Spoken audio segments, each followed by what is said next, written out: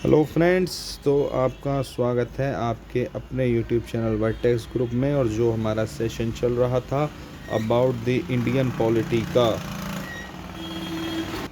तो इसमें पहली क्लास हमने कल कर ली थी। तो जिन्होंने भी स्टूडेंट्स इस क्लास को ले रहे हैं उससे पहले आप फर्स्ट क्लास को देख लीजिए, अच्छे से पढ़ लीजिए, नोट्स बनाते हुए चलिए। अच्छे से 2 से 3 4 महीने में इंडियन पॉलिटी को कवर करने वाले हैं पूरे तरीके से, एपीएफसी के लिए भी, सिविल सर्विस के लिए भी। ठीक है ना? तो बस ऐसे ही चैनल पर बने रहें और चैनल को सब्सक्राइब करते रहिए, वीडियो को शेयर करें, लाइक करें, कमेंट करें। ठीक है? और कुछ स्टूडेंट्स मेरे से कह रहे थे कि सर सेशन को थोड़ा लंबा रखिए। ठीक है, मैं आपकी बात समझता हूँ, लेकिन अभी 3 से 4 क्लासेस हम एक फ़्लो देख रहे हैं, अपना एक फ़्लो बन जाएगा, उसके बाद 40-50 मिनट का एक सेशन होने वाला है इंडियन पॉलिटी का ही रोज़ का। ठीक है ना? तो आप उस चीज़ से बिल्कुल बेचिंत रहिए, बिना चिंता मुक्त रहिए। ठीक है? वो हमारा टेंशन है, आपका टेंशन नहीं है। चलिए, तो बिना किसी वक्त ज़ाया करे सेशन को शुरू करते हैं।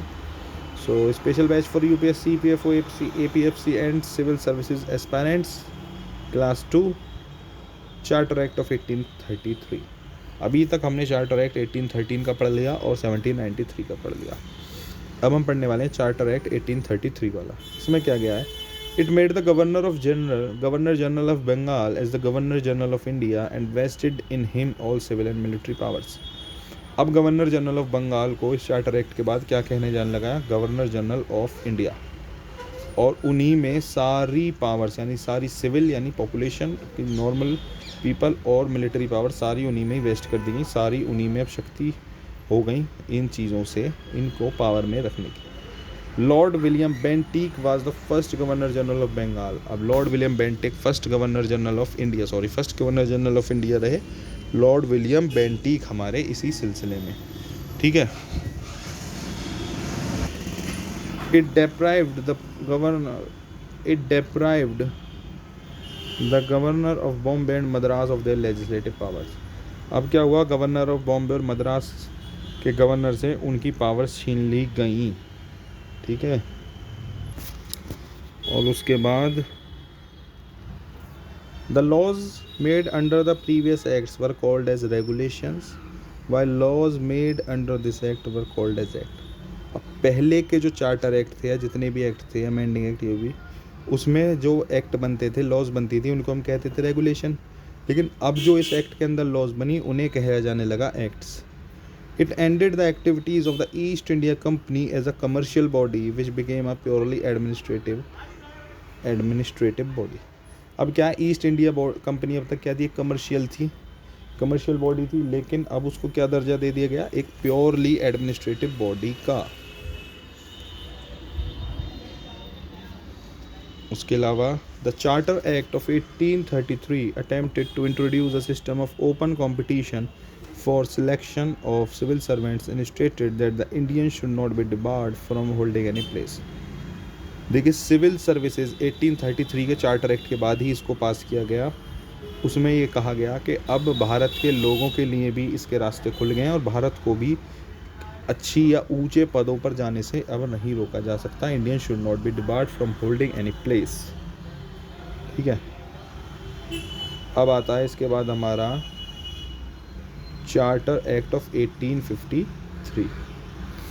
चार्टर एक्ट अब मैंने देखिए 1793 का पढ़ लिया, 1813 का पढ़ लिया, हर 20 साल पर आ रहा था, और फिर 1813 हो गया, 1833 हो गया, 1853। इसमें क्या हुआ? It separated for the first time the legislative and executive functions of the governor general council. पहली बार क्या हुआ? लेजिस्लेटिव और एग्जीक्यूटिव जो फंक्शन थे गवर्नर जनरल काउंसिल को, उन्हें अलग अलग कर दिया गया। It provided for addition of 6 new members called legislative councillors to the council. और 6 नए मेंबर जिनको लेजिस्लेटिव काउंसलर्स बोला गया, उनको काउंसिल में अपॉइंट किया गया। It introduced an open competition system of selection and recruitment of civil servant. अब ओपन कंपटीशन कराया जाने लगा सिविल सर्वेंट्स यानी सिविल सर्विसेज के एग्ज़ाम का। ठीक है ना? ओपन कंपटीशन होने लगा, यानी एग्ज़ाम कंडक्ट होने लगे। उसके अलावा accordingly the Macaulay committee, the committee on the Indian civil service was appointed in 1854। बहुत इंपॉर्टेंट पॉइंट है। अब इंडियन सिविल सर्विसेज के लिए सिविल सर्विस के लिए कौन सी कमेटी बनाई गई थी? इंडियन सिविल सर्विस के लिए मैकाले कमेटी। कब अपॉइंट की गई थी? तो 1854।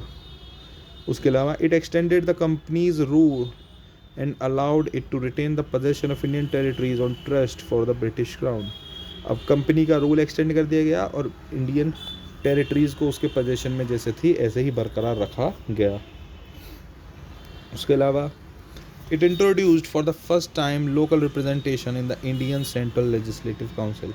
पहली बार कोई भारत का ही व्यक्ति यानी लोकल रिप्रेजेंटेशन लेजिस्लेटिव काउंसिल में रिप्रेजेंट हो सका।